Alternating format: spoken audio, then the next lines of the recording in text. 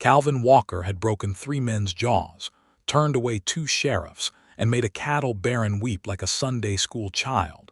But he had never once in his 34 years met a woman who refused to lower her voice in his presence, and that was precisely the thing that undid him entirely.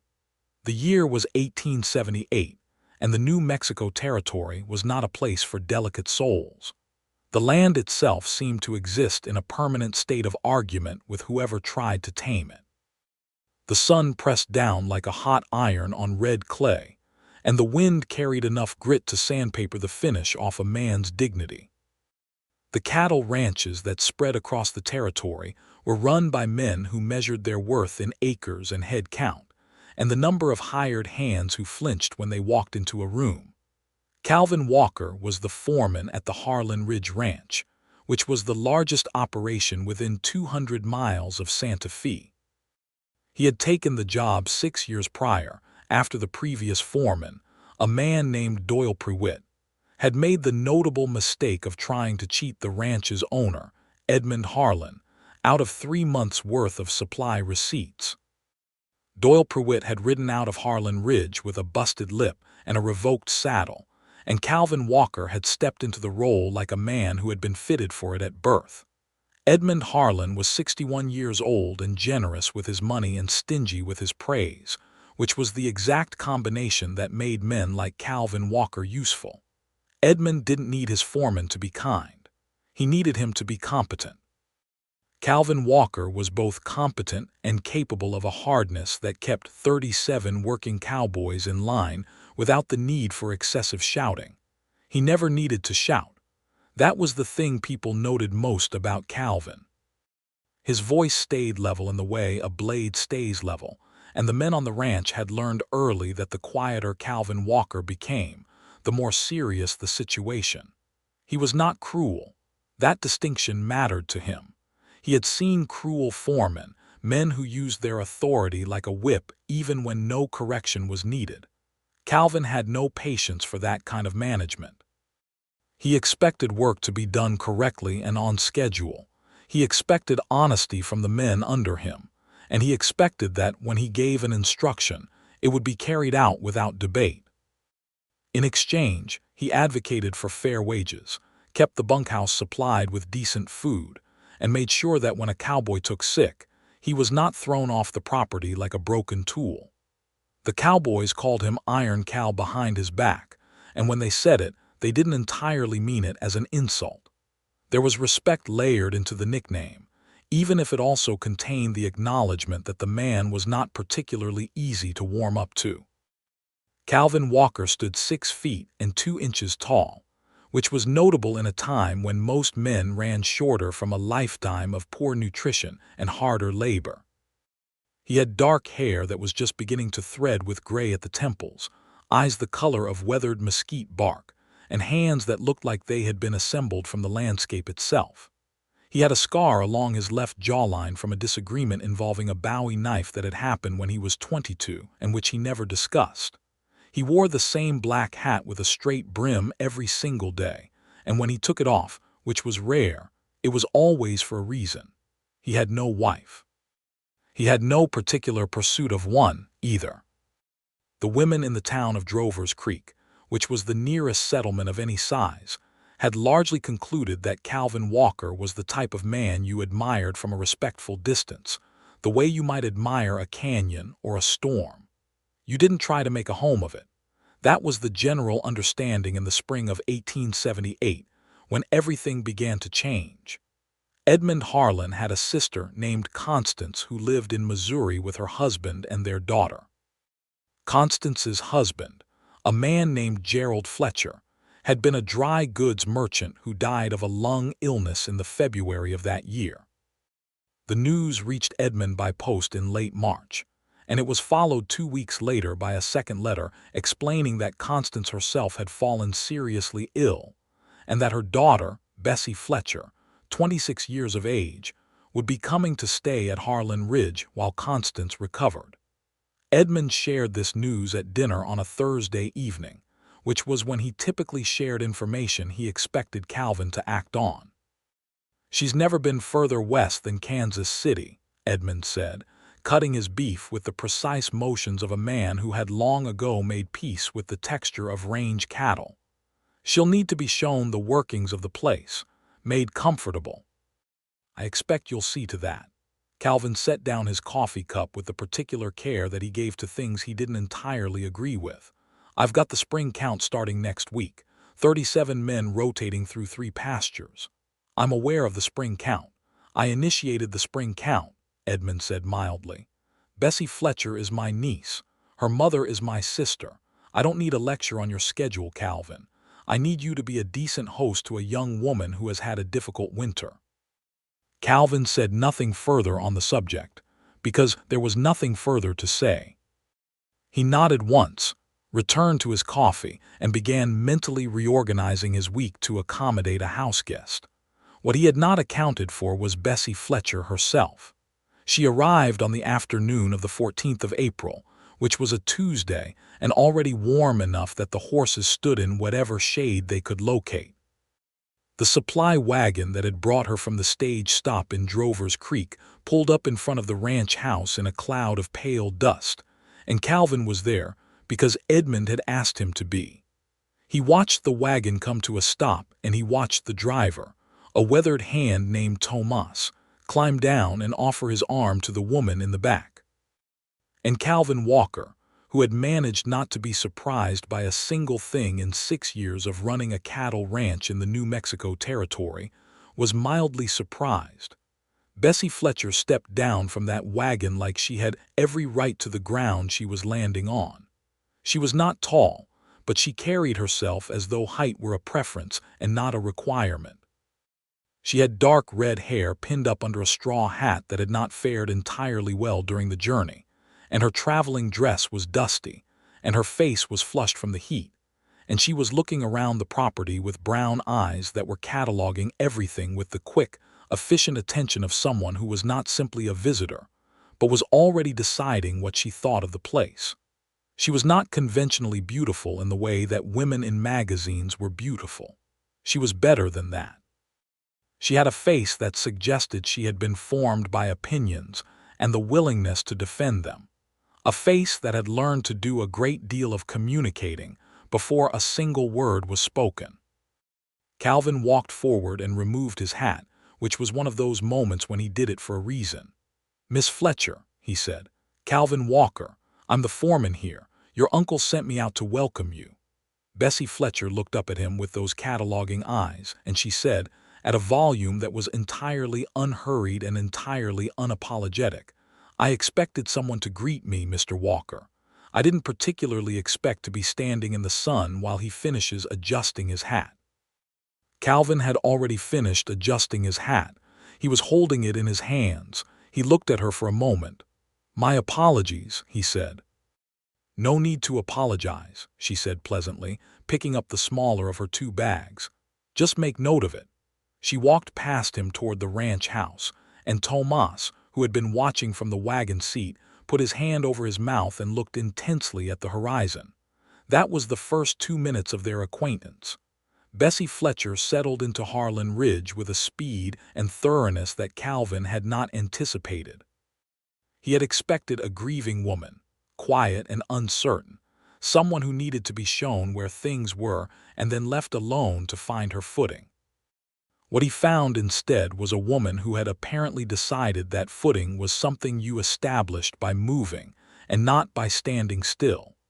She was at breakfast before most of the house staff within 3 days of her arrival. By the end of the first week, she had spoken with the cook, a woman named Maria, and had learned the full inventory of the kitchen and had opinions about the organization of it, which she shared with Maria directly and without condescension, and which Maria received with a grudging respect that Calvin had never managed to earn from the cook in 6 years. By the end of the second week, she had walked every inch of the house property she could access without a horse, had asked Edmund a comprehensive set of questions about the ranch's finances and operations that Edmund answered with a mix of amusement and respect, and had taken to sitting on the porch in the evenings with a notebook and a pen writing letters back to her mother in Missouri.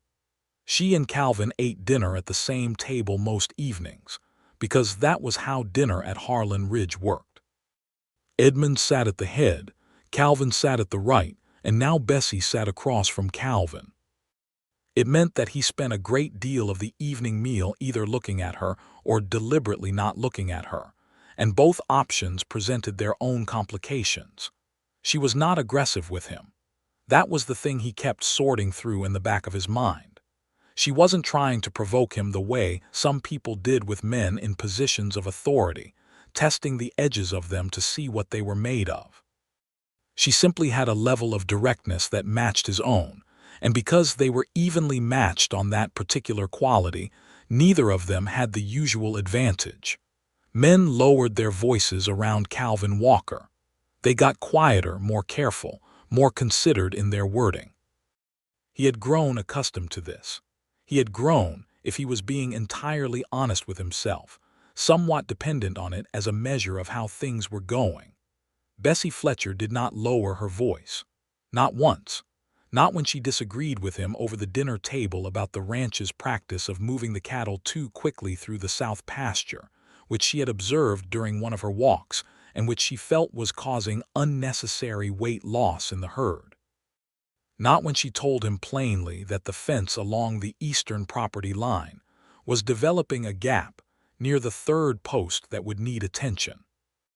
Not when she asked him, across 3 feet of dinner table, whether he had always been this serious or whether it was something he had developed deliberately as a management strategy. He had been mid-reach for the bread basket when she asked that last one. He set his hand down on the table.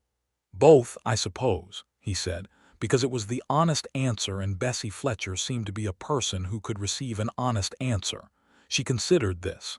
"It works on most people," she said. "Yes. It doesn't particularly work on me. I've noticed."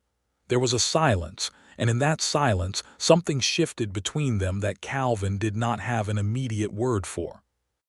It was not comfortable exactly, but it was not uncomfortable either. It was the particular quality of silence that exists between two people who have recognized something in each other and are still in the process of deciding what to do about it. Edmund, who was a perceptive man despite his preference for not showing it, looked between the two of them and then returned to his dinner with the quiet satisfaction of someone who had arranged something without technically arranging it. The first week of May brought the beginning of the spring count in earnest, which meant Calvin was out in the pastures from before dawn until well after dark, managing the rotation of the herd through 3 different grazing areas and coordinating 37 cowboys across a spread of land that covered more square miles than some eastern townships.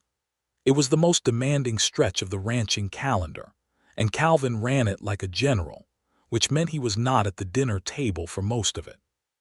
He came back to the main house on a Friday evening at the end of that first week to find that Bessie Fletcher had been out in the south pasture that afternoon with Edmund's ranch horse, a steady roan mare named Copper, and had in fact spent 2 hours observing the cattle movement and talking to 2 of his cowboys, a pair of brothers named Ernesto and Diego Vega, who had been with the ranch for 4 years.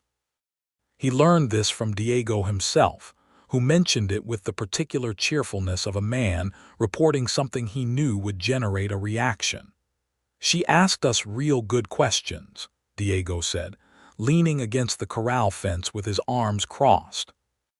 "About how the count works, why we rotate when we do, what we do if a cow goes lame during the move. Smart questions. She had no business being out in the south pasture during the count," Calvin said. "Mr. Harlan said she could ride anywhere on the property," Diego replied. "She showed us the note he wrote." Calvin stood very still for a moment. "He wrote her a note." "On the good paper," Diego confirmed with great seriousness. Calvin said nothing. He walked to the house, removed his hat and his coat, washed his face and hands at the basin in the hallway, and then went looking for Bessie Fletcher. He found her on the porch with her notebook, writing by the light of a lamp she had hung from the porch beam. "You were in the south pasture today," he said. She looked up. She didn't look surprised to see him, and she didn't look concerned. She simply looked like a woman in the middle of a reasonable conversation. "I was." Ernesto and Diego Vega were very generous with their time. During the spring count, the south pasture is an active work area. It's not safe for people who aren't part of the crew. I rode carefully and I stayed clear of the herd movement, she said. I've been around cattle before. My father had a small operation in Missouri before he went into dry goods. I know the difference between where to stand and where not to. Calvin looked at her. The lamplight was doing something interesting to her hair, turning it from dark red to something closer to copper, and he moved his attention deliberately away from that. What were you looking for out there? She set her pen down, which meant she was taking the question seriously. I told you at dinner 2 weeks ago that I thought the movement rate was too fast for the size of the herd. You didn't agree with me. I didn't disagree with you either. I said I'd look at it. You've had a busy 2 weeks. I have. So I went and looked for myself, she said. I counted the weight estimate by eye on 40 head in the southeastern section. They're dropping condition. Not dramatically, but measurably. If you slow the rotation by roughly 2 days per pasture cycle, you'll see that reverse within 3 weeks. Calvin stood on the porch in the fading evening light and looked at this woman who had been on his ranch for less than a month and was telling him, without any apparent concern for whether he would receive it well, that his pasture rotation needed adjustment. And the thing that was difficult, the thing that Calvin could feel pressing against the inside of his ribs in a way that was not entirely familiar, was that she was right. I'll adjust the schedule Monday, he said. She nodded once, with the matter-of-fact composure of someone who had not expected resistance but was also not gloating over the lack of it. Good. He turned to go back inside and then he stopped. He didn't entirely know why he stopped. The Vega brothers are good men, he said. But if you're going to be in the pastures during the count, you should come to me and I'll assign someone specifically to your safety. Not because I think you can't manage yourself. Because if something happened, it would be my responsibility, and I'd rather have it arranged properly. She was quiet for a moment. In the lamplight, something in her expression softened very slightly, in the way that a door opens just a fraction before you decide whether to go through it. That's a reasonable position, she said. It is. Then I'll come to you Monday before I go out. He put his hat back on, though they were both standing still. I'll be at the corral at 6. I'll be there at 6, she said. He went inside. He did not sleep particularly well, which was new for him. Calvin Walker had always been a man who could sleep well, because he made his decisions with a clear head and a settled conscience, and had nothing unresolved pressing on him. But lying in his narrow bed in the foreman's room off the east side of the house, he stared at the ceiling and thought about the way she had said his name. Not Mr. Walker, the way she had the first day, but simply Mr. Walker again, but differently, with less formality in the shape of it. He thought about the fact that she had gone to the south pasture not to defy him, but because she had a genuine concern and wasn't willing to let it sit unaddressed. He thought about her pen going still in her hand, when she decided his question deserved a real answer. He thought about all of this and then told himself firmly that he had a spring count to finish and 37 men to manage and a ranch to run, and he eventually slept. Monday morning came sharp and clear, the kind of May morning in the territory that arrived with a cold edge and the promise of ferocious heat by noon. Calvin was at the corral at 10 minutes before 6. Copper, the roan mare, was already saddled and tied to the post. He turned and Bessie Fletcher was walking toward him from the direction of the house. She was wearing a divided skirt and a plain white blouse and a wide-brimmed hat that was considerably more practical than the straw one she'd arrived in. She had her dark red hair braided and pinned, and she was walking at the same unhurried, deliberate pace she walked everywhere. "You saddled Copper already," she said. "I was here." "Thank you." She checked the cinch herself, which he noted and approved of. A woman who didn't assume someone else's work was good enough was a woman who would not fall off a horse on his watch. He had his own horse ready, a large gray gelding named Warren, and they rode out together into the south pasture in the early morning cool. Calvin had spent the first 45 minutes of the morning reviewing his rotation schedule and had already made the adjustments she had suggested. He had done it without mentioning it, and it was not until they were out among the cattle and he pulled up beside her and pointed toward the section of the herd they were moving. That she looked at the layout and turned to him with eyes that understood exactly what she was seeing. "You started the adjustment this morning," she said. "Sunday evening, technically." She looked at him for a moment. The morning light was honest about everything: the scrub grass, the red clay hills in the distance, the cattle moving in their slow, serious way through the pasture. And the two of them on horseback, side by side in that light, which was the kind of situation that required you to look at a person without any help from shadows or lamplight or the forgiving blur of distance. "You didn't want to wait," she said. 2 days was 2 days of lost condition," he said. "You were right about the rate." She looked back at the herd. He could not entirely read her expression. "Can I ask you something?" "You generally do without asking permission first," he said. She laughed. It was a real laugh, unguarded, and it startled him the same way that unexpected water in dry country startles you, with a rush of something that is almost relief.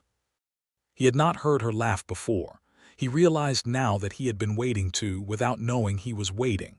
"Fair point," she said. "I'll ask anyway. How long have you been a foreman?" 6 years here. Did it informally for 3 years before that on a spread up near Taos. "Do you like it?" He thought about it, because it was the kind of question that deserved a genuine answer. "I like having it work right," he said. "I like knowing that the herd is in good condition and the men are doing their jobs correctly and the land is being managed well. Whether I like the job itself or whether I just like the results, I'm not sure there's a difference." She was quiet for a moment. "My father used to say something like that. He said the shop was never interesting to him, but that a clean ledger at the end of the week made everything else feel settled." It was the first time she had mentioned her father with anything other than the surface-level tone she used for general conversation. He could hear the weight of it, quiet and careful, the way grief learns to carry itself once it's had a few months to practice. "I'm sorry about your father," he said. And he meant it, which was notable because Calvin Walker was not a man who said things he didn't mean, and also because he was not typically a man who said them out loud. She looked at him with those cataloging eyes, and for a moment they were doing something different. They were not cataloging, they were simply looking. "Thank you," she said. They rode the south pasture for another 2 hours. She asked good questions, as Diego had said.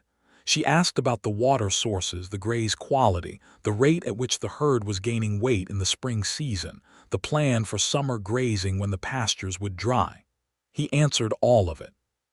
He found that he was talking more than he usually did, not because she demanded it, but because she listened in a way that made talking feel worthwhile. When they returned to the corral at mid-morning, Tomas was there and 2 of the younger hands, a 17-year-old named Billy Crane and a boy of 18 named Pete Mullins, who was in the process of making a mess of mending a section of tack that Calvin had already asked him to fix twice. Calvin looked at the tack and then at Pete. "Third time I'm going to tell you that the stitching goes through both layers of leather," he said. At that level and particular quietness, that was the equivalent of anyone else raising their voice. Pete went red. "Yes, sir. I'm sorry, sir." Bessie Fletcher, who had just dismounted and was tying copper to the post, glanced at Pete's work and then at Pete. "You're starting from the wrong hole," she said, at her normal full, unhushed volume. "If you start from the second hole and work back before you work forward, the stitching will lie flat and you won't have to pick it out again." Pete looked at her with the helpless expression of a young man who has just received advice from 2 directions at once and isn't sure which way to face. "Yes, ma'am." "Show him," Calvin said to Bessie, before he entirely knew he was going to say it. She looked at Calvin. He looked at her. There was a brief negotiation happening in the air between them that nobody else on the property could see, but that both of them were entirely aware of. "All right," she said, and she took the tack from Pete's hands and sat down on the fence rail and began to show him, talking through each step with the patient clarity of someone who had learned this skill from a person they loved and was passing it along as a kind of tribute. Calvin watched for a moment longer than was strictly necessary, and then he went about his work. The trouble started the 2nd week of May, and it arrived in the form of a man named Rance Hollis. Rance Hollis was a neighboring ranch owner, if you used the word neighboring loosely, as his property started about 12 miles east of Harlan Ridge. He was 41 years old, had a full beard and expensive boots, and the manner of a man who had decided some years ago that the rules of consideration applied to other people. He showed up at Harlan Ridge on a Wednesday afternoon, while Edmund was in Drovers Creek for a meeting with the town council, which Rance either knew or had very conveniently assumed. Calvin was at the water trough on the north side of the property when he heard the rider coming, and he walked out to the front of the property to find Rance Hollis dismounting with the ease of a man who expected to be welcome. "Walker," Rance said, by way of greeting. "Hollis," Calvin said. "I heard Harlan's got a young woman staying." "His niece," Calvin looked at Rance Hollis. "Mr. Harlan is in town. I'll let him know you called." "No hurry," Rance said pleasantly. "I have the afternoon." He didn't have the afternoon on Harlan Ridge. He had whatever Calvin permitted, and Calvin's disposition toward Rance Hollis was not particularly generous, partly because Hollis had a documented history of running his cattle over disputed boundary lines and then denying it, and partly because the man had a way of smiling that was all surface and no warmth. Before Calvin could say anything further, the front door of the ranch house opened and Bessie Fletcher came out, because Bessie Fletcher was constitutionally incapable of being in a place and not knowing what was happening in it. Rance Hollis looked at her with an expression that Calvin felt somewhere in the back of his neck. "You must be Miss Fletcher," Rance said, and he took his hat off and bowed his head in the way that men who are very sure of themselves bow to women. "I must be," Bessie said, coming down the porch steps without altering her stride. Rance introduced himself. He was charming in the way that polished things are charming, smooth and reflective, and without the warmth of actual character. He asked Bessie if she was finding the territory agreeable. He expressed his condolences about her father. He asked if she rode. Calvin stood at the edge of this conversation and felt something that was not jealousy exactly, because he had not yet admitted to himself that he was in a position to feel jealousy. It was closer to the feeling of watching a situation develop, in a direction that you can see will not end well, and having to decide how much authority you have to intervene.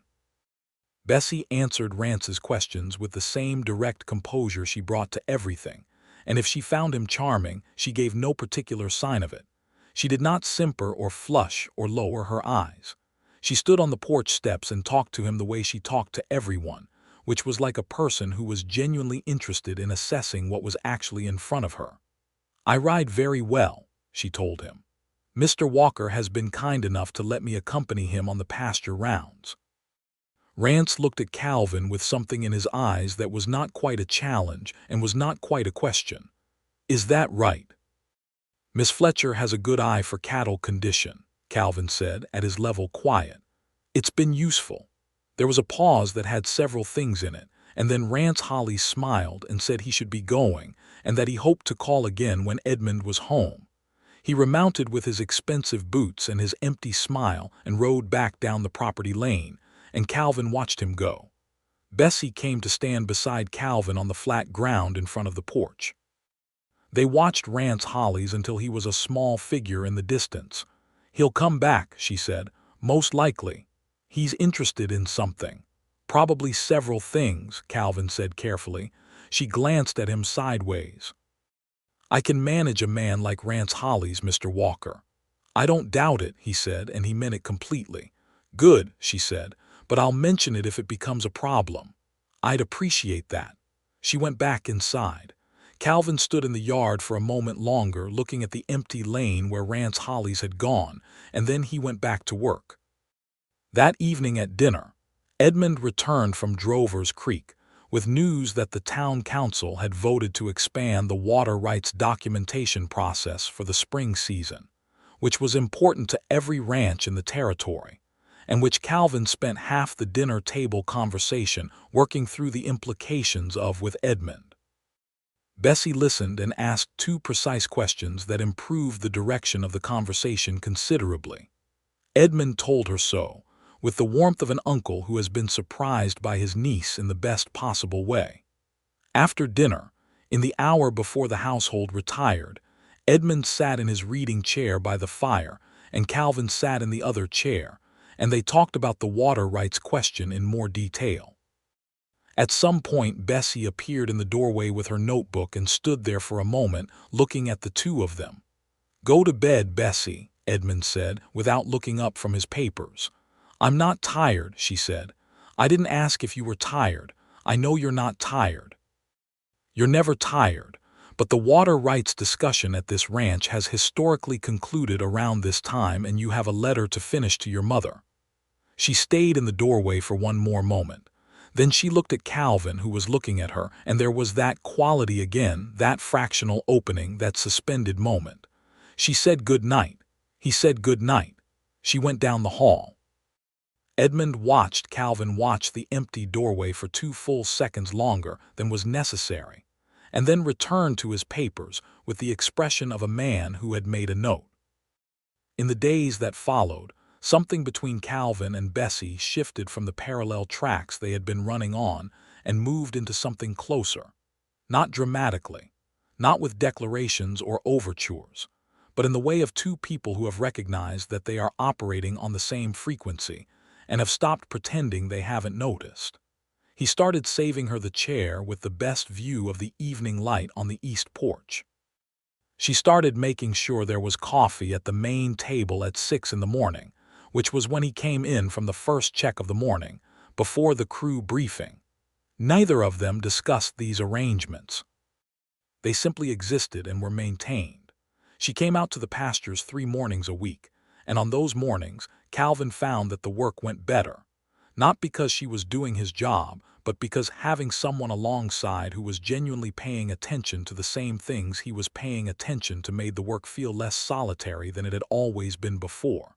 The cowboys noticed. Cowboys always notice things. Ernesto Vega said nothing because he was a man of great discretion. Diego Vega said several things to his brother, none of which reached Calvin directly. Pete Mullins, who had graduated from mangling tack to mangling wire fence mends with Calvin's ongoing correction, once made the mistake of grinning in a way that Calvin saw, and spent the next afternoon redigging a post hole that had already been correctly dug. In the 3rd week of May, Rance Hollies came back, as predicted, and this time Edmund was home. The visit was polite and surface smooth, and lasted 40 minutes over coffee in Edmund's study, and during it, Rance mentioned twice that he was looking to discuss possible water rights cooperation with neighboring ranches, which Calvin and Edmund both understood to mean that Rance Hollies was testing the ground for a land deal of some kind that would benefit him considerably.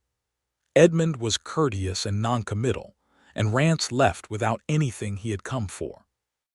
What Rance had clearly not expected was that Bessie would be in Edmund's study during that meeting, sitting in the corner chair with her notebook. She had been there when Rance arrived, and Edmund had not sent her out. She listened to the entire conversation with the quiet, watchful attention of someone who is cataloging everything, and when Rance left, she looked at Edmund and said, "He wants the North Creek access." Edmund looked at Calvin. Calvin nodded. "That's what I thought," he said. "He'll try again," Bessie said. "He'll wait until the summer dry and then he'll make an offer because the pressure of a dry summer makes people flexible about their boundaries." Edmund studied his niece with obvious admiration. "Your mother didn't tell me you had a head for this."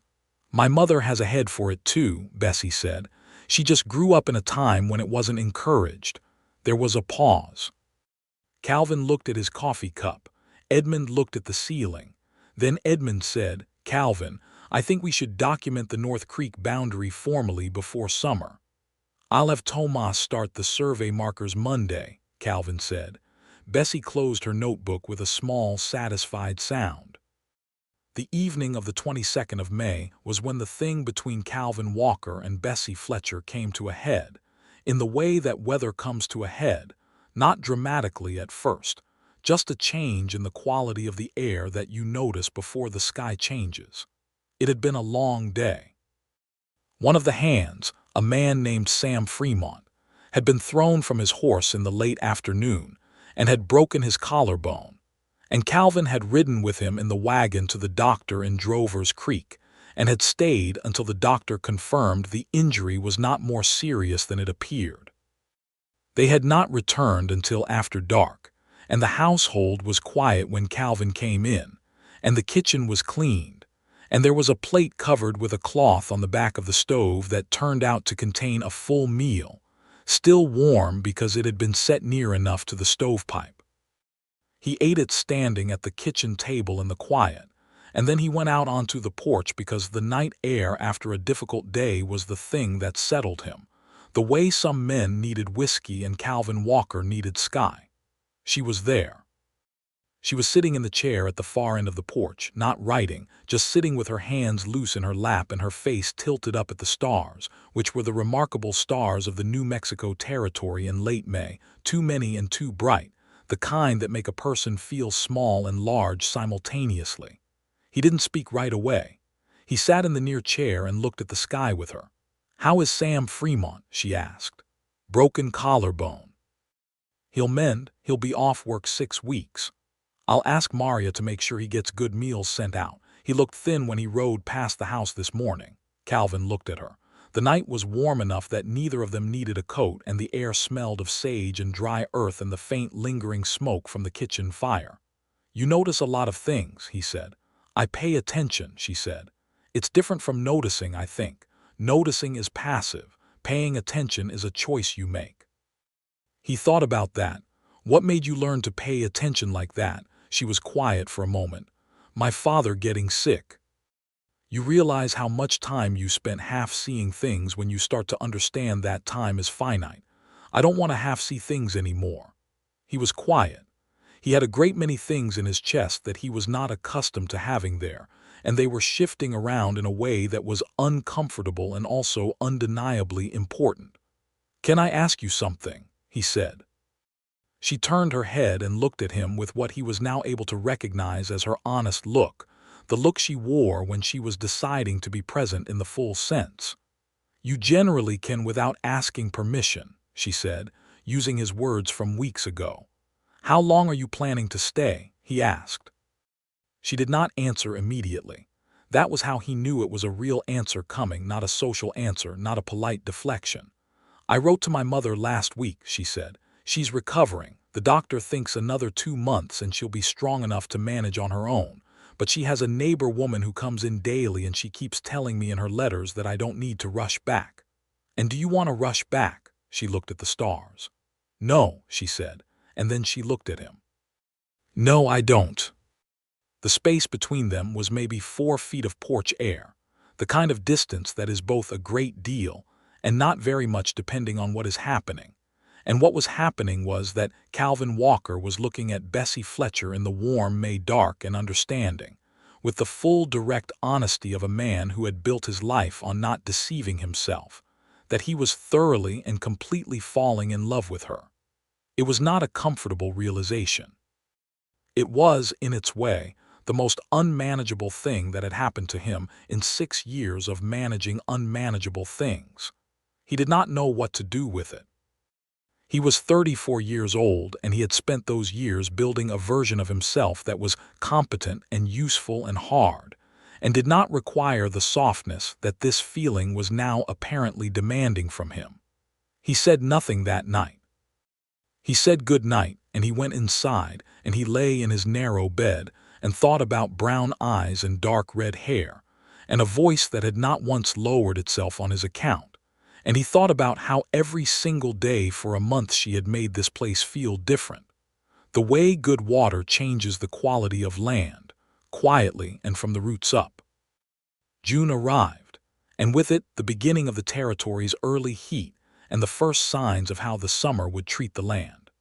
The water rights issue with Rance Hollies developed exactly as Bessie had predicted, because Rance sent a formal letter to Edmond in the first week of June, proposing a water access agreement that would have given Holly's cattle crossing rights through Harlan Ridge's northern pasture, and along the creek bank during the dry months. Edmund had Calvin and Bessie read the letter, and then asked them both what they thought. Bessie said that the letter was written to look like a mutual benefit arrangement, but that the terms gave Hollies access during exactly the weeks when the Harlan Ridge herd would need that water most, which meant it was not a mutual benefit arrangement at all.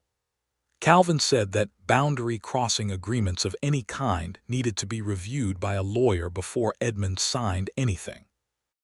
Edmund said that he had, in 30 years of ranching, almost signed a bad agreement only once, and that once had cost him 400 head of cattle and 2 years of litigation, and that he had no intention of doing it again. He wrote back to Rance Hollies declining the arrangement. He showed the reply letter to both of them before he sent it. Rance Hollies did not take this well. He did not do anything illegal or overt. Men like Rance Hollies rarely did. But there were small things, a supply wagon from Drover's Creek that arrived with 2 items short, which may have been nothing. A rumor that made its way back through one of the cowboys about the quality of Harlan Ridge cattle that Calvin traced, though could not prove, to someone in Hollies' employ. The kind of subtle aggravation that a powerful man with a grudge can conduct without leaving his fingerprints on any of it. Calvin dealt with all of it with his usual methodical thoroughness. He documented everything, spoke to the supply merchant directly and resolved the short deliveries, and quietly instructed the Vega brothers to keep their ears open in town. What he did not expect was that Rance Hollies would show up at the ranch again in the second week of June, on a day when Edmund had ridden to the south pasture to check on the survey markers Calvin had sent Tomas to set, and when the only people at the main house were Maria in the kitchen and Bessie Fletcher on the porch. Calvin was at the corral checking Warrant's shoes when he heard the horse coming. He was around the side of the barn and couldn't see the front of the house yet. By the time he came around the corner of the barn, Rance Hollies was already dismounted in front of the porch, and Bessie was standing on the top porch step, and Hollies was talking to her in a voice that Calvin couldn't fully hear but which had a quality to it he didn't like. He walked across the yard at a pace that was not running, but was also not leisurely. When he got close enough to hear, Rance was saying something about how a young woman in Miss Fletcher's circumstances might find it useful to have friends in the territory, powerful friends, who understood how difficult it was to be new to a place. Bessie Fletcher's voice, when she replied, was at exactly the same volume it always was. Clear and unhurried and entirely unintimidated. "Mr. Hollies," she said, "I appreciate the sentiment, but I have all the friends I need on this property, and I notice that you've arrived again without sending word ahead, which I'm sure is just an oversight." Rance started to say something else and then stopped because Calvin Walker was standing 6 feet away. The 2 men looked at each other. Rance had the intelligence to read the situation accurately. "Hollies," Calvin said, quiet as always. "Mr. Harlan is in the south pasture. I can carry a message." Rance held Calvin's gaze for a moment, then looked at Bessie and then back at Calvin. He smiled the surface smile.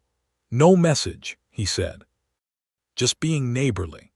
"Neighborly would include sending word ahead," Calvin said. Rance mounted his horse. He looked down at both of them from the height of the saddle with the look of a man who is recalculating. Then he rode off down the lane without another word. Bessie watched him go. Calvin stood beside her, close enough that he could have reached out and put his hand over hers where she had it resting on the porch post, and he was aware of this proximity with a clarity that was almost painful. "Thank you," she said, "though I had it managed." "You did," he said. "I could hear you from across the yard." She looked at him, and there was something in her face that was softer than he had seen it before. "You came anyway." "I came anyway."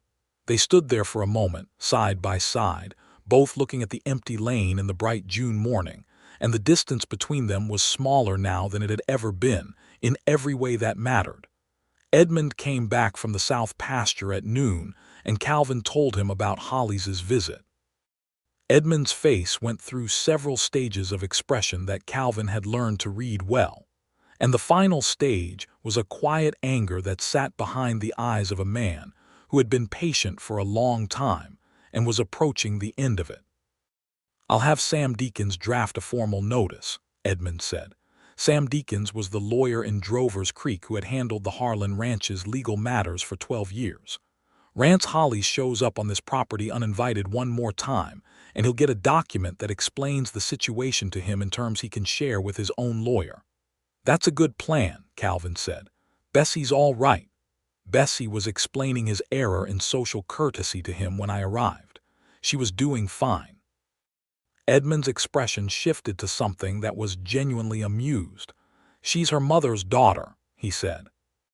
And then, after a pause, "She's her mother's daughter in all the ways I think you've begun to appreciate, Calvin." Calvin looked at his boss with the level gaze of a man who is not going to give more information than is asked for. "The survey markers are going in well," he said. "We should have the North Creek fully documented by end of month." Edmund smiled. "You are the most stubborn man I have ever employed," he said. Calvin went back to work. The week of June's third Sunday was when it happened, the real thing, the moment that separated the before from the after.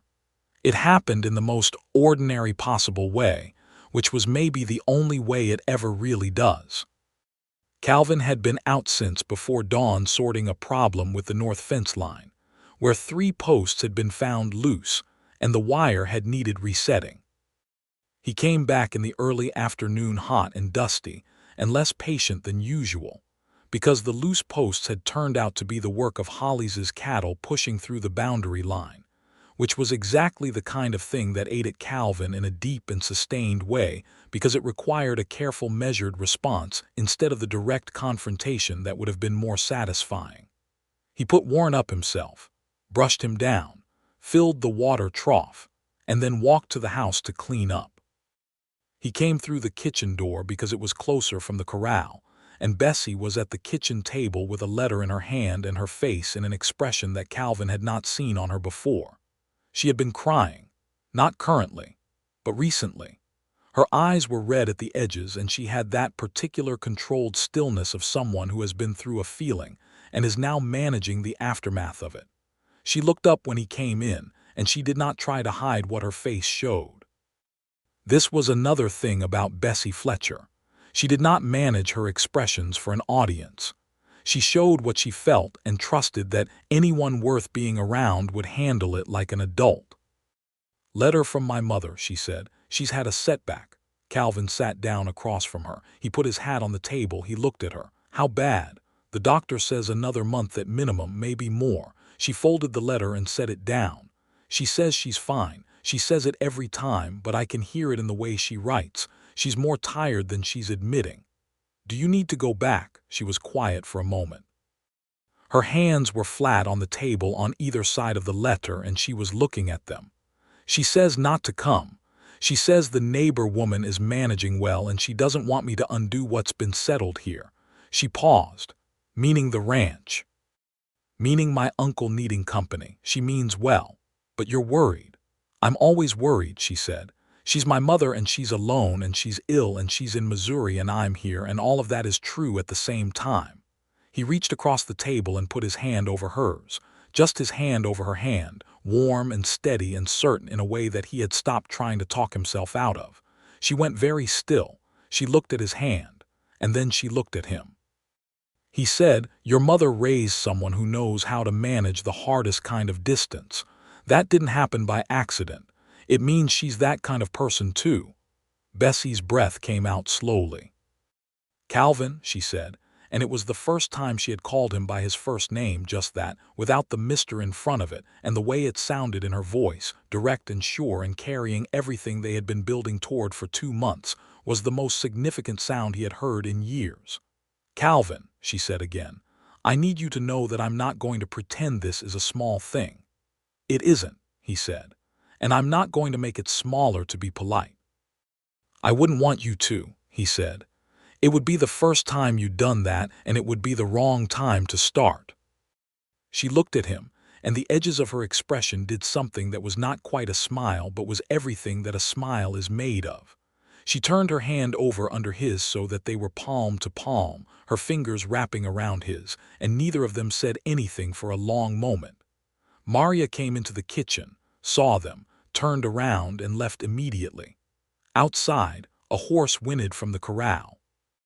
The afternoon light came through the kitchen window at its long June angle and lay across the table in a wide stripe. "Tell me about her," Calvin said. "Your mother." And Bessie did. She told him about Constance Fletcher, née Harlan, who had grown up on a Missouri farm and married a man who sold dry goods, and who had sung in the church choir every Sunday for 40 years, and who had an opinion about everything from the quality of biscuits to the management of the local school board, and had never once kept those opinions inside when they needed to come out. She told him about her father Gerald, who had been kind and capable, and who had loved Constance with a quiet consistency that had been the foundation of their home, and whose absence had left a space in the shape of a man that nothing else would fill. She talked for a long time, and Calvin listened the way he paid attention, which was totally and completely. When she was done, she looked at him with eyes that were dry now and settled. "I told my uncle within the first week that I was going to stay through the summer regardless of what my mother said in her letters. I told him that I was staying because the place felt important to me." She paused. "I didn't say the full reason." "Which was?" She looked at him evenly, without the fraction, with the whole door open. "You," she said. "The full reason was you." Calvin Walker, who had faced cattle stampedes and armed disagreements, and 2 decades of a work life that had not once required him to be open in this particular way, felt something in his chest resolve itself the way a long-standing tension resolves when you finally understand what it's been pulling toward. "I'm not an easy man to know," he said. "No," she agreed.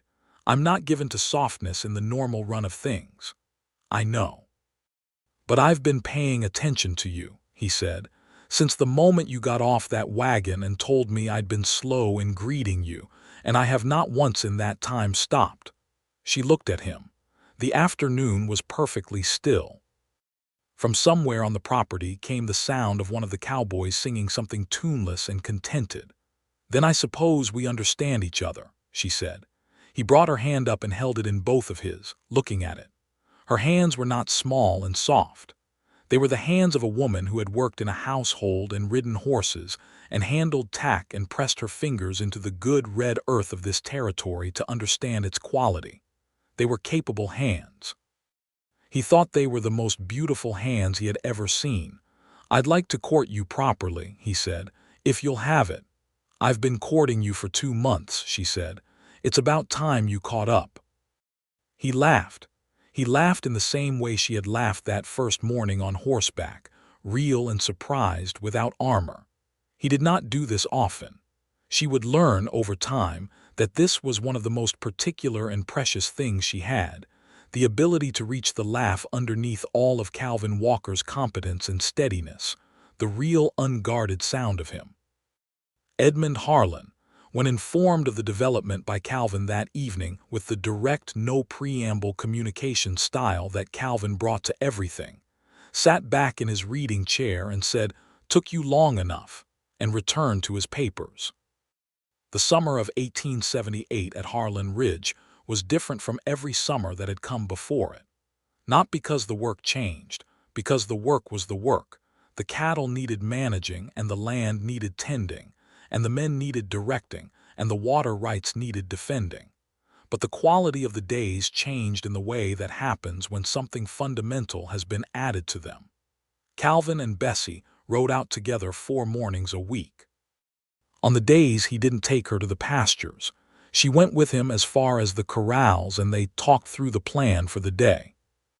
She had ideas, consistently and without apology, and he had learned by now that her ideas were worth hearing even when his instinct was different, because she came at things from an angle he hadn't considered, and the combination of their 2 angles tended to produce better outcomes than either of them arriving alone. She wrote to her mother every week and received letters back that grew, slowly over June and then into July, less tight with exhaustion and more like the voice of a woman returning to herself. The neighbor woman in Missouri, a widow named Helen Marsh, was apparently excellent company and had also, according to Constance's letters, begun keeping a small vegetable garden that Constance was supervising from her reading chair by the window, which Bessie said was a very good sign. She told him this one evening in late June, on the porch, in the hour between supper and dark that had become their time in the way that rhythms become established between two people who have decided to keep each other. He was sitting close to her now, their chairs angled inward, and she had taken to resting her hand on the arm of his chair so that their fingertips were just touching, which was a small thing and everything. "She sent me a pressed flower from the garden," Bessie said. "A marigold. She said Helen planted them along the south fence and they're doing well." "Marigolds do well in Missouri," he said. "Wrong soil here," she smiled. She put a note in with it that said, "The territory seems to be agreeing with you from what your uncle writes. I am glad." Calvin was quiet for a moment. "Does she know about us?" "I told her in May that there was a Foreman here I thought was remarkable," she said. She wrote back asking if he was kind. "I told her that he was, under the serious parts, very genuinely kind." She wrote back again saying that was the important thing. He looked at her. The evening was long and golden, the way evenings in the territory can be in June, when the sun takes its time going down. "Your mother sounds like a woman I'd like to meet." Bessie looked at him with an expression that had all the warmth and all the certainty in it that he had come to regard as the most important thing in his days. "She'll love you," she said simply. Rance Hollis made one final attempt in July, and it was by far the most blatant of his efforts. He arrived with a surveyor, a man he claimed he'd hired independently, who was attempting to dispute the placement of the North Creek boundary markers that Calvin and Tomas had set in June. Hollis brought the surveyor to the edge of the Harlan Ridge property, and the man made loud assertions, while still technically on the road, that the markers were placed incorrectly. Edmund had Sam Deakins out the next day with his own surveyor and 12 years of documented property records. The boundary markers were confirmed to be exactly correct. Sam Deakins sent Rance Hollis a formal legal notice that any further attempts to dispute the property boundary would result in a suit for harassment, and that was the last they heard from Rance Hollis for the rest of the summer. Calvin came home from the survey confirmation with Deakins looking as calm as he always looked, but Bessie, who had been waiting on the porch, saw something in the set of his shoulders that told her the day had been harder than his face was showing. She went inside and got coffee and brought 2 cups out to the porch and sat with him while he drank it and watched the road settle from the dust of Deakins's departure. "It's done," he said. "Yes. He won't try again. Not with a legal notice on file." "No," she agreed. He looked at his coffee. "I don't like men who push against things that aren't theirs," he said. "I've dealt with them my whole working life and it still gets under my skin, every time." "That's because you care about fairness," she said. "Men who don't care about fairness don't get under their own skin about it." He looked at her with something that was both bare and steady. She was exactly right, and he felt it in the way she was always exactly right. Not cleverly or pointedly, but simply honestly, in the same register as truth itself. "I love you," he said. He had not said it before. He had built toward it for months in the way a man who doesn't say things carelessly builds toward a thing he means with everything, and it came out now in the quiet, certain voice that he brought to all the truest things. "I love you, Bessie." She set her coffee cup down on the railing. She turned and looked at him with those brown eyes that had catalogued him, assessed him, seen through every layer of professional composure he had ever worn, and had apparently liked what they found underneath. "I know," she said, and then, "I love you too, Calvin Walker. I have since somewhere around that second morning in the south pasture when you admitted you'd adjusted the rotation already and tried to say it like it wasn't a significant thing." He laughed again, the real one. "You are the most unsentimental declaration of love I have ever received," he told her. "And you are the most formal I love you in the territory," she said. "We are perfectly matched." He reached over and took her hand and held it against the railing in the July evening, and the sky above the New Mexico territory went from blue to gold to the deep particular violet that preceded the stars, and neither of them said anything for a long time, which was a kind of conversation they had also learned. He proposed to her in August, under entirely unromantic circumstances, which was exactly right for both of them. They were in the north pasture after the morning round, resting the horses by the creek, the same creek that Rance Hollies had tried to access and had not been able to, and the water was low with the summer but still running, still clear, making its unhurried sound over the stones. He had been thinking about how to do it for weeks. He had tried in his private time to construct a speech.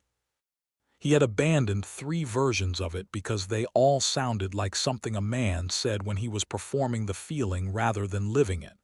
So he said it the way he said everything true, directly, and without decoration. "I want to marry you," he said. "I want to spend whatever I've got coming at me standing next to you. I want your voice in my house every morning, and I want to know what you think about everything, and I want to learn what makes you laugh more often. I don't have a speech for this. You know what kind of man I am."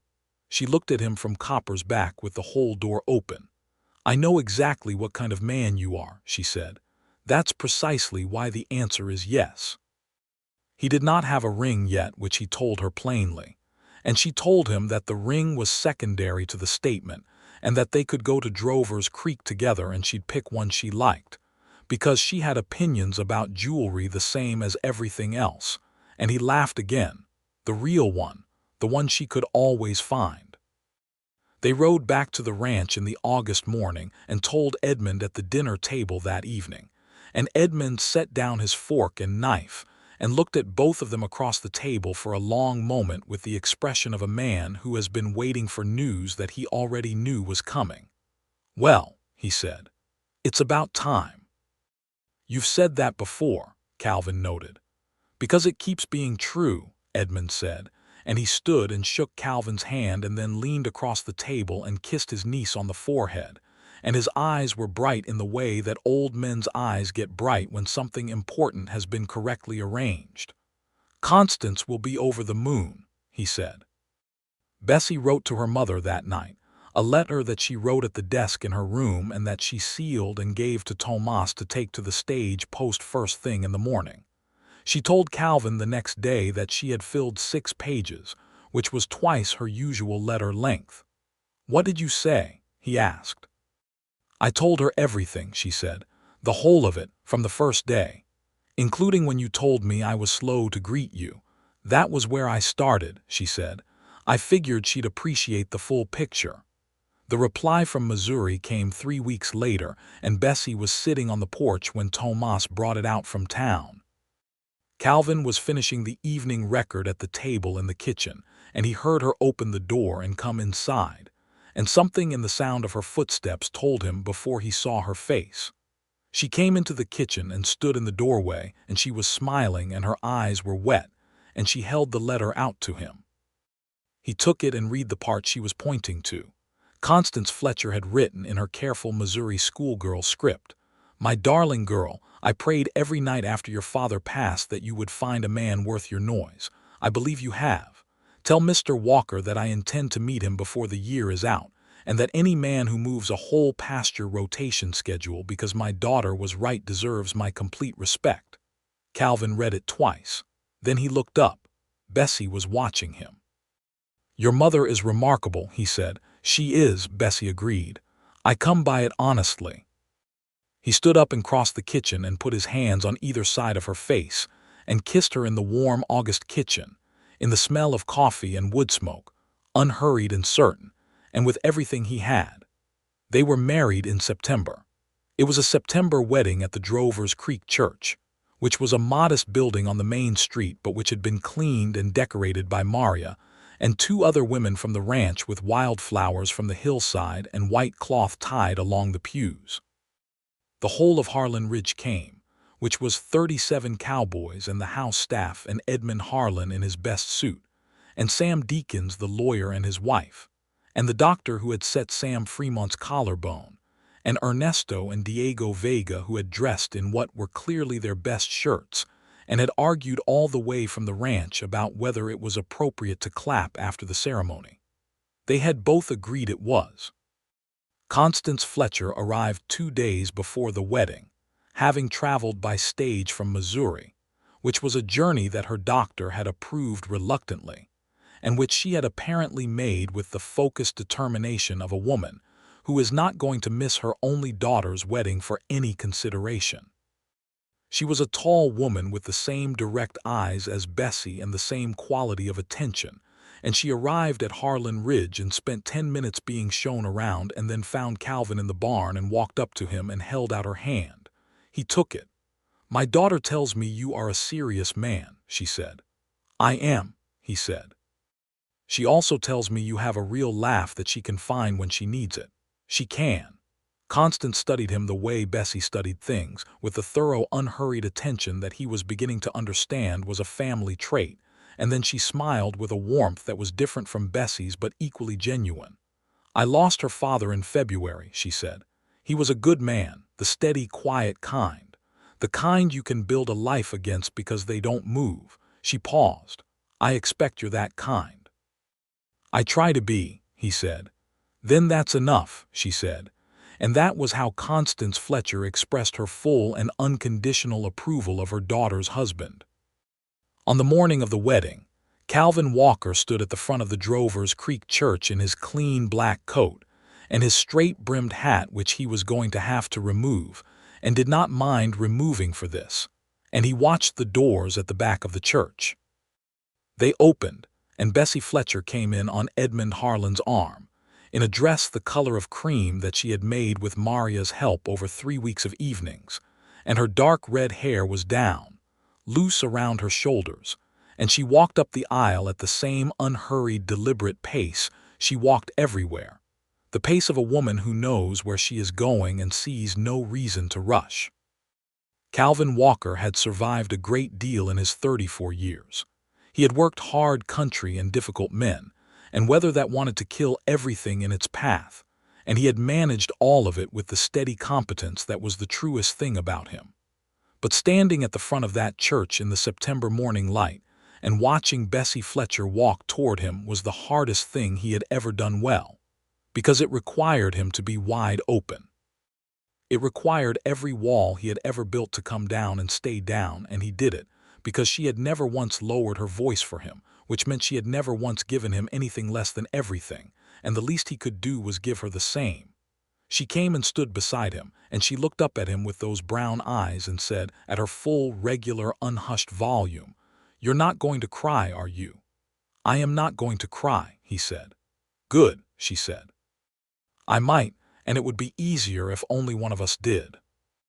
Behind them in the pews, Constance Fletcher laughed, and Diego Vega whispered something to his brother, and Tomas pressed his hand over his mouth, and Edmund Harlan smiled at his boots. The preacher began. The life they built together at Harlan Ridge was not a soft life. The New Mexico Territory in the late 1870s and into the 1880s was still a place that asked hard things of the people who lived in it. The land itself was a constant demand. The cattle needed managing through drought and cold snaps and the seasonal cycles that never repeated exactly. The men on the ranch needed fair and consistent leadership.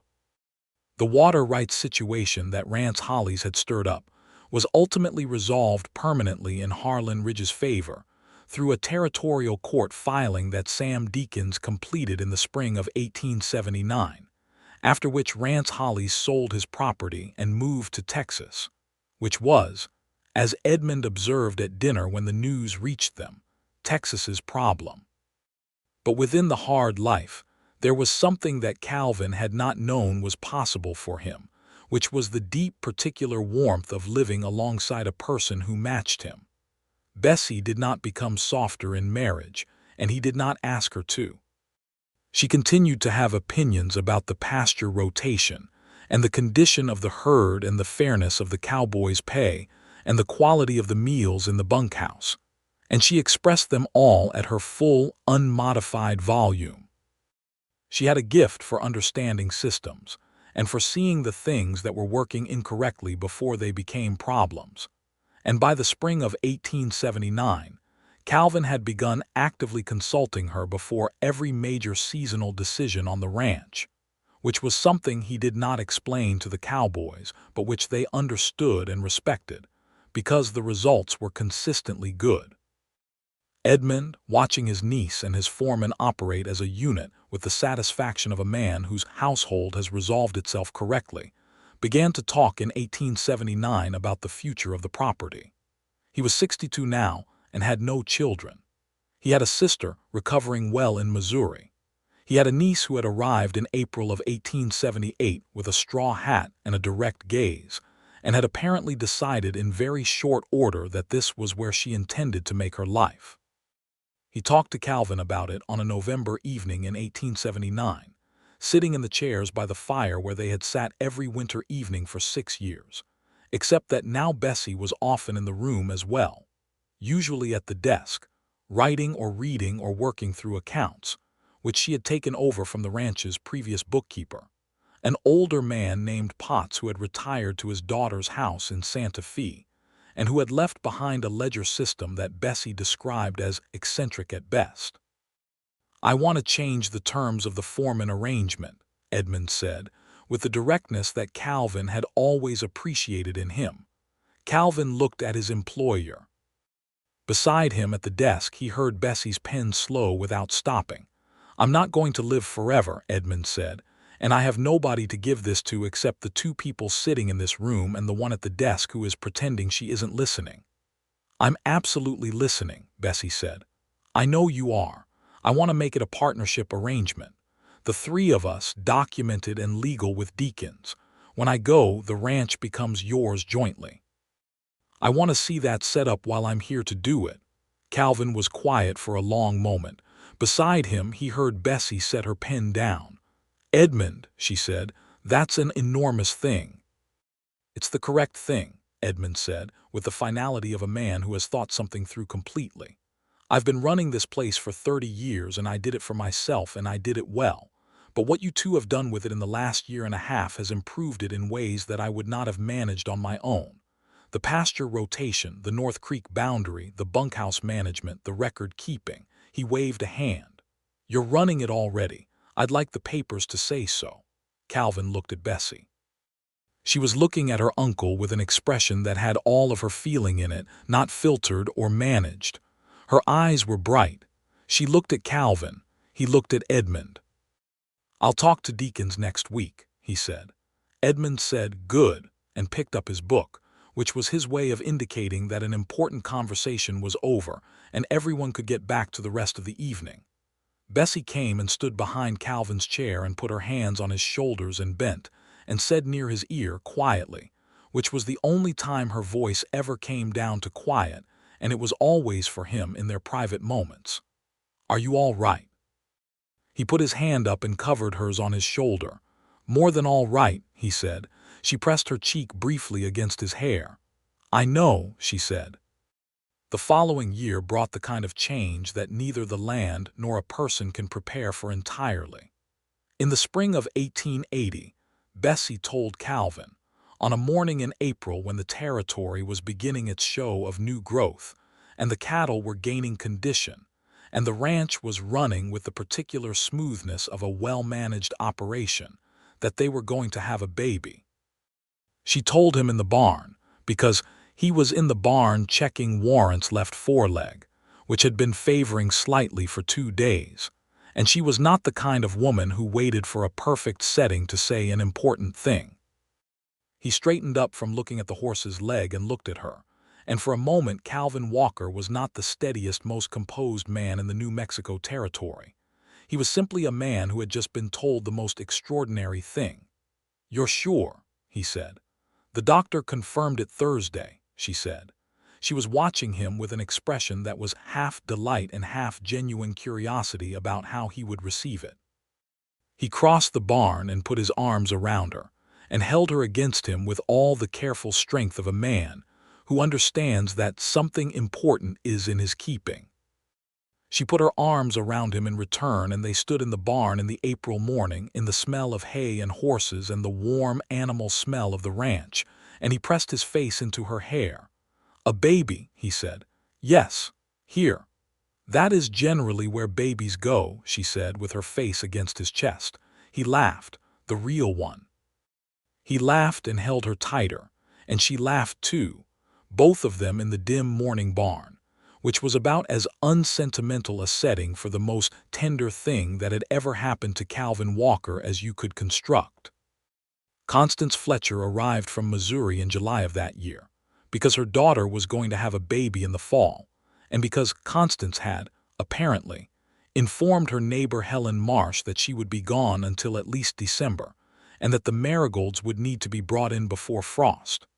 She arrived as she always did, with the full force of her presence and her opinions, and the deep steady warmth that Bessie had inherited, and that Calvin had been grateful for since the first time he met her. She moved into the east guest room and immediately began an assessment of the nursery that Bessie and Maria had been preparing, and she had strong views on ventilation and bedding and the specific merits of particular types of cradle construction, which she expressed directly to Calvin, who listened to all of it and incorporated what was useful. Edmund was delighted. He was 63, and he had a ranch that was prospering and a niece who had become the person he had not known he was missing, and a man he had chosen well standing beside her. And now, there was going to be a child in the house. He took to sitting on the porch in the evenings and looking at the property with the expression of a man who is satisfied with what he has made. The baby arrived in September of 1880, which made a particular kind of sense, because September was already the month of beginnings at Harlan Ridge. A boy. 7 pounds and already loud about his situation from the first moment, which the doctor said was an excellent sign, which Maria confirmed was definitely an excellent sign, and which Constance said was exactly what she had expected given his parentage. Calvin Walker stood in the doorway of the bedroom and looked at his wife, who was tired in the specific profound way of a woman who has just done the most difficult and extraordinary physical work of her life, and she was holding their son against her, and she was looking at the baby with the cataloging eyes, the paying attention eyes, the whole door open eyes. She looked up and saw Calvin in the doorway, and she said his name. He crossed the room and sat on the edge of the bed, and she put the baby into his arms, and Calvin Walker, who had held reins and tools and fence wire and the weight of a working ranch for 20 years, held his son, and felt every wall he had ever built come the rest of the way down and stay down permanently. "He looks like you," Bessie said. "He looks like a person who has opinions," Calvin said. Bessie laughed, tired and real. "He's mine all right." They named him Gerald for her father, with Edmund as the second name. Gerald Edmund Walker, who arrived in the New Mexico Territory in September 1880, and who would grow up on a working ranch with a serious father who had a real laugh and a mother whose voice never once lowered for anyone, and who would learn from both of them that paying attention was a choice, that fairness was a responsibility, and that the right person standing next to you changes the quality of everything. Constance stayed through the winter and went back to Missouri in February of 1881, after receiving a letter from Helen Marsh reporting that the garden fence needed attention and that the house was very quiet. She held her grandson for a long time on the morning of her departure, and she stood in the yard and held Calvin's hands in hers with the grip of a strong woman who had lived a long time and earned the right to say what she meant. "You are exactly the man I prayed for," she said. "Not for myself, for her." "I'll take care of them," he said. "I know you will, that's not what I mean." She held his hands tighter. "I mean that you see her, the whole of her. I watched you this whole winter, and you see her the way her father saw me, and that's the thing that matters.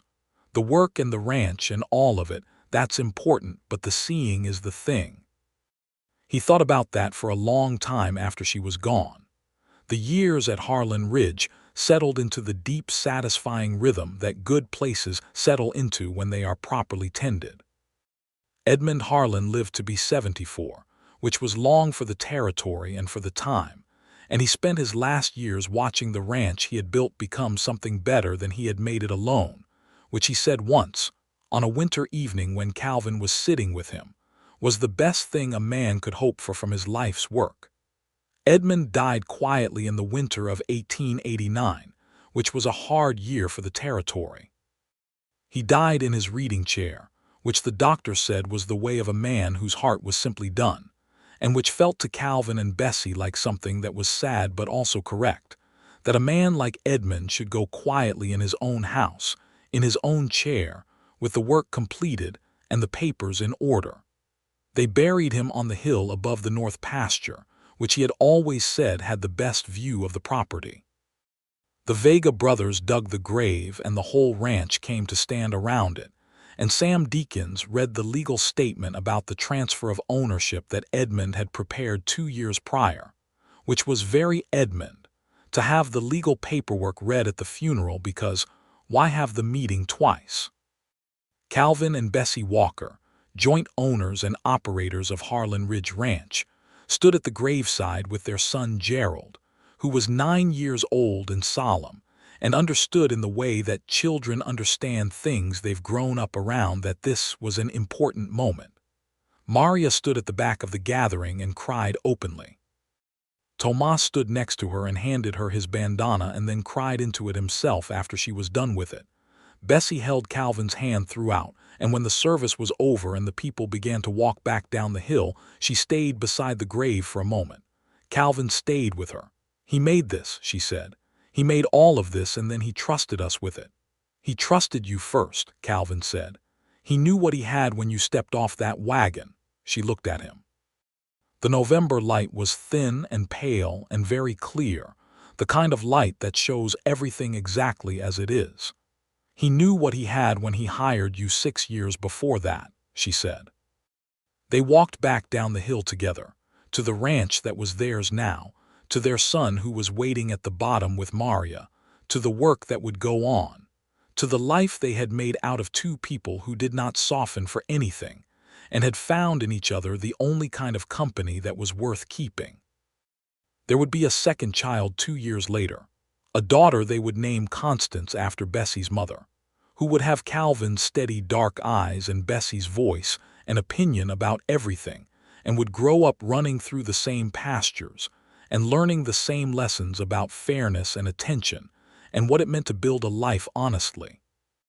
There would be a morning in 1892, a spring morning that smelled like sage and new grass, when Calvin and Bessie would stand at the corral before dawn and she would lean against his shoulder and look out at the land, all of it theirs, all of it well managed and thriving, the cattle up in condition and the water right secure and the fences standing, and she would say something about the light. He would say, "I know." She would say, "Do you remember the first morning we rode out here? You said you'd be at the corral at 6. I was there at 10 to." "I know," she said. "I was watching from the porch window at 5:50. He would look at her. "You never told me that. I didn't want to give you the satisfaction." He would laugh, the real one, right there in the 5:50 morning with the horses stirring and the land opening itself up for another day. And she would laugh with him, their voices going up together into the clear, cool air without any lowering, without any muting, entirely full of everything they were.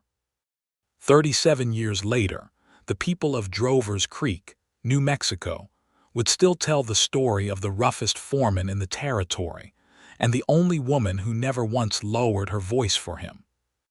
They would tell it in the way that the best stories get told, not as a cautionary tale and not as a lesson, but as an example of what happens when two people are exactly honest with each other and both of them are brave enough to let it matter.